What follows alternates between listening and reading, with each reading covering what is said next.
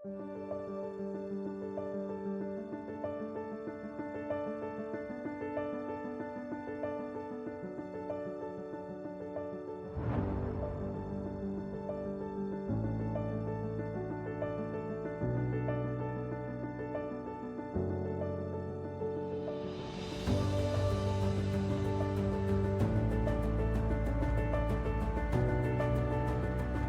guys, it's Rebecca and we're back. So this is my next horse, my other horse, Jovi, you guys know him. And we are going to use him to talk about our position in the canter. So if you didn't, go back, and if you didn't already see, go back and watch the videos on the trot that I did with Teddy, because now we're going to start talking about the canter and we're going to build on what we talked about in the trot. But I figured, well, we'll use a different horse for the canter work. My camera is still messed up, obviously, because it's still the same day. And now it's getting foggy out. So hopefully this works. Hopefully this is visible. So in the canter, it's a 3-beat. And the way that the canter is, it initiates with the outside hind. And then you have your diagonal pair, which is the inside hind, outside 4. And then the 3rd beat is the inside 4. And so whenever you're initiating the canter to part, you always want to be conscious, because it's going to be the outside hind that plants and goes up into the canter.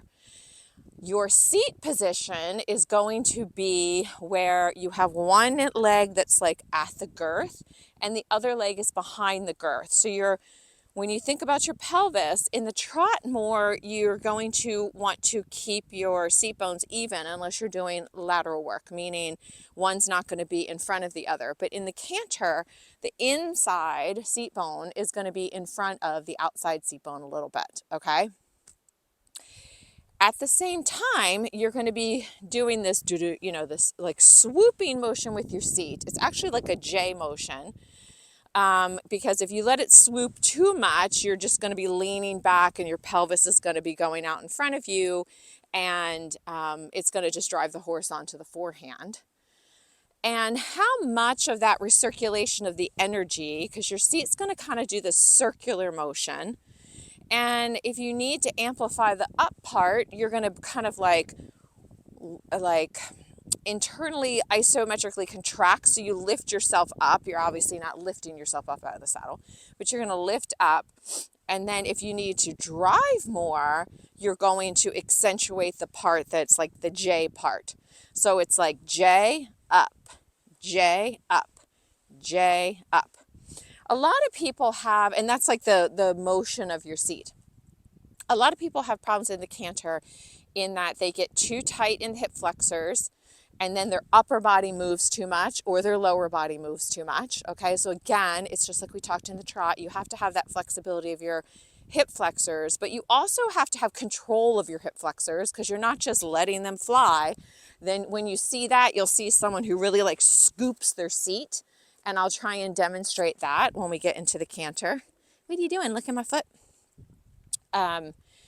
And you have that your right seat, so the inside seat bone is going to travel a little more forward, and the outside seat bone is going to be traveling a little less. So you're going to have like this motion of this cycling, right? So it's going to be outside seat bone, inside seat bone. The inside seat bone is going to travel a little bit more than the outside seat bone in this cycling motion, okay?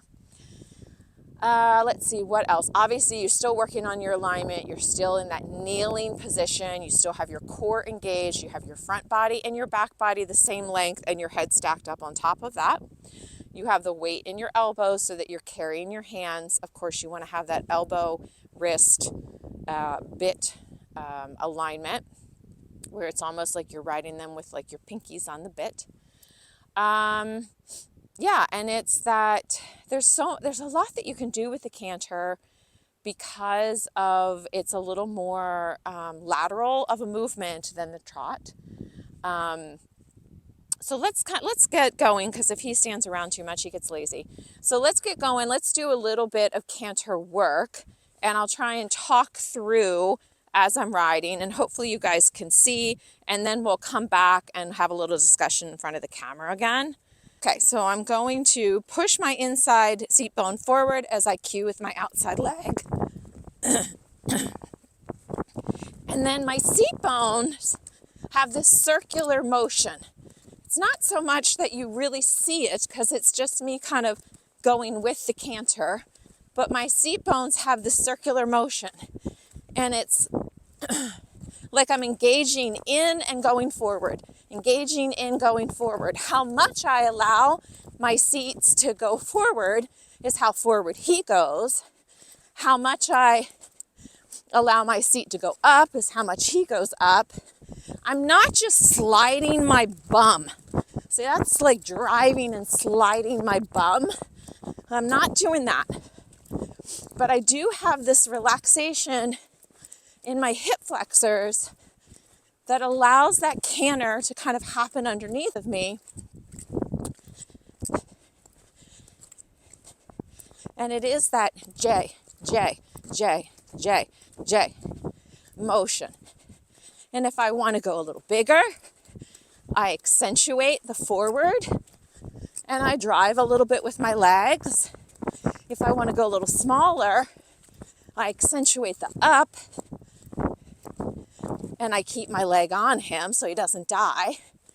And if I get too tight in the hip flexors, well, he's going to stop. But if I get too tight in the hip flexors, see how it makes my back move so much more?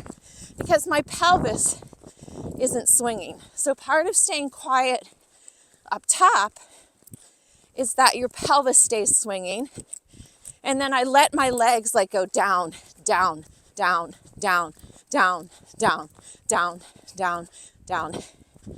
And when I stop my pelvis, I actually stop outside inside seat bone. So when I go for that downward transition, even if it was a little bit on the forehand, it was prompt because I was like, we're like canter, canter, canter, stop cantering, stop cantering. I go from canter to trot. I'm actually going to do a little bit differently because what I want to do is stop the diagonal pair. So on the second beat is when I'm going to ask for the half halt, the transition, catch that diagonal pair on the ground. So then he has time to swing the next diagonal pair. Now he's in the trot. Okay, so that's how you go from the canter to the trot. The canter to the walk is actually just as you initiate the canter, you want to plant the outside leg and then he will walk by the time he gets to the third beat. Okay, and it's just like when you're walking, when he plants the outside leg is when you will want to initiate the canter for him to go up because he's like, oh, it's there, but boom, he can push off of it. Okay, obviously it has to be in the prep of him planting it, not after he's planted it and it's way back here because then he won't be able to. So it's got to be like you ask as he's planting it. And the same thing when you're coming from the trot from the canter to the trot is that you're going to ask when he's got the diagonal pair almost on the ground. So let's talk about the clock face because I'm going to mention this because this is in a lot of things that I do because this is the one way for me to visualize, because I like to visualize things, what my seat is doing. So if I'm sitting on a clock face, this is 12 o'clock, this is 6 o'clock, this is 9 o'clock, this is 3 o'clock, right? Just like if I was looking at a clock, but it's down here. So if I'm going to go canter depart, I'm going to have like my outside seat bone at like 8 o'clock or 7 o'clock, and my inside seat bone is going to be at like 1 or 2 o'clock. Okay, that's going to be canter depart. Because obviously if I go to do a change, I'm going to, at the right timing, switch that and bring the new inside seat bone. Then if I was going to the left now, that would be that my inside seat bone is at like 10 or 11 and my outside seat bone is like 4 or 5. Okay, on that clock face. And this is really important because I'll talk about the clock face when it comes to doing haunches in and shoulder in.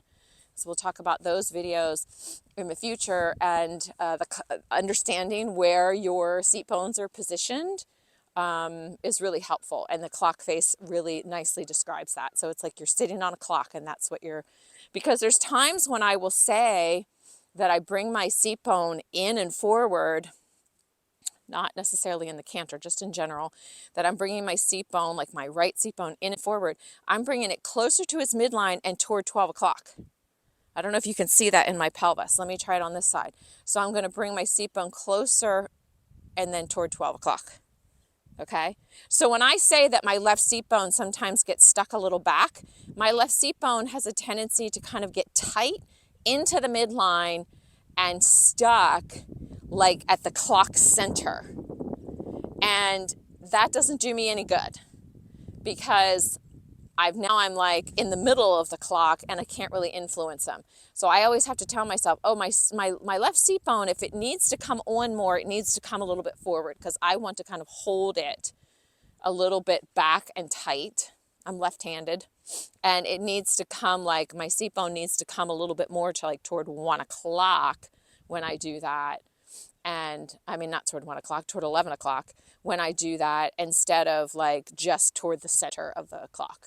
Okay. But that's just my thing of what I do. So it just helps me visualize on the horse what I'm doing. And so in the canter is going, and so what's the difference between canter and haunches in or haunches in at the canter is going to be the amount of like you actually are going to with this hip. So if I'm cantering right, I'm going to be in this position. If I want to haunches in at the canter, I'm actually going to bring the seat bone a little bit more towards center line because I want to signal to him to bring his pelvis over to the right. Okay. Okay, let's see. What else do we need to talk about at still? So we're not like pumping at the canter. If you get too tight in your hips, you'll see those people get too tight and it's like the hips don't move, but the back moves and they kind of go like this in the canter a lot. If they get too loose in the hips, then you'll see them like scooching at the canter. So it's no longer a J, it's more like a U. And they're like scooping. And that actually can be really irritating to the horse's back. It also can sort of let the front door open too much. And, you know, the horse will kind of like splat out the front, right? Because you want to hold them on your seat. So if you're like driving and just driving them out to nowhere's land, especially with a horse like this that wants to go a little downhill, that would just drive them downhill even further. Of course, in that motion of my seat, if I want to take a bigger stride, my seat has to take a bigger stride. And if I want to collect it, my seat takes less of a stride. My legs keep the activity going, but my seat directs like what kind of canter I want. Do I want a bigger canter? Do I want a smaller canter? I think a lot of people will like they'll try and collect the canter to keep it and what they'll do is they'll actually flatten the canter. So when you collect the canter, the energy has to go somewhere. So if your seat is doing this kind of motion, like you have to then accentuate the up so that the energy has some place to go. Otherwise, you're just stifling and flattening the canter. And you want to keep that circular motion going. So you're never just like driving forward and you're never halting it so much that your seat doesn't keep the same, it's almost like amplitude. It's like the seat has to keep doing this. It can either do this or it can do this, but you can't just like do that. You have to keep the jump in the canter. That's what I'm trying to say. You have to keep the jump in the canter. And you can do that very much with your seat. Of course, your core, it's not so much movement in your belly. Like you'll see people that move too much in their belly in the canter and they're absorbing it in like their waistline area. And that's not where you absorb it. It's just like we talked in the trot. You're absorbing that movement by allowing your leg to move differently than your pelvis. That's basically what the looseness is.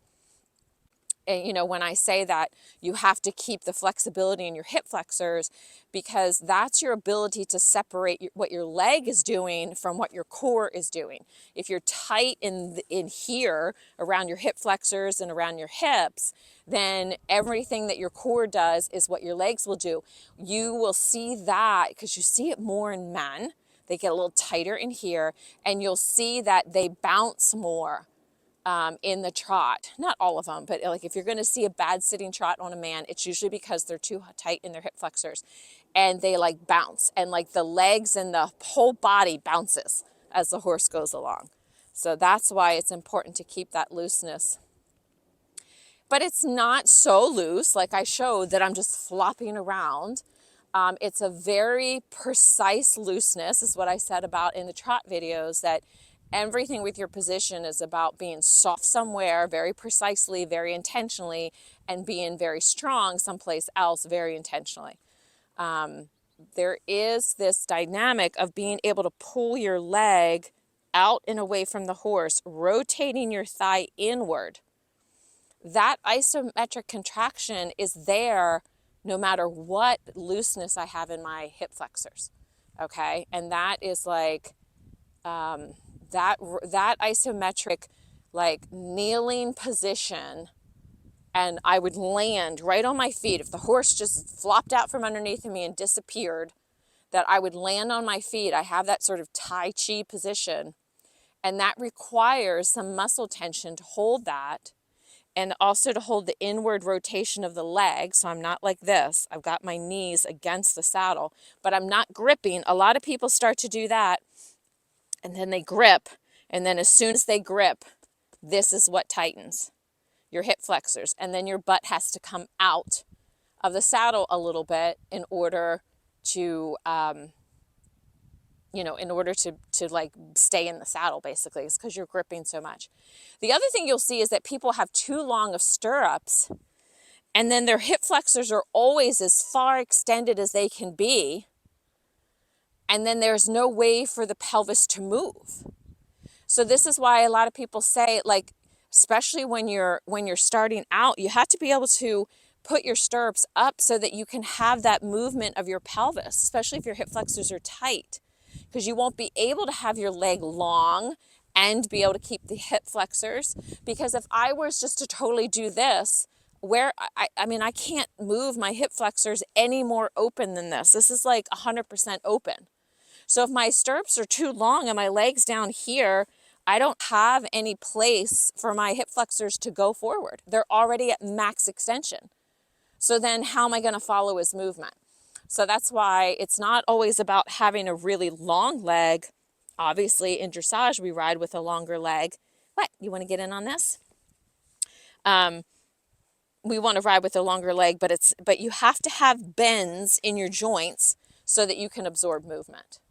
Okay, that was a lot of talking, but I hope that helps. Okay, thanks guys. See you next time.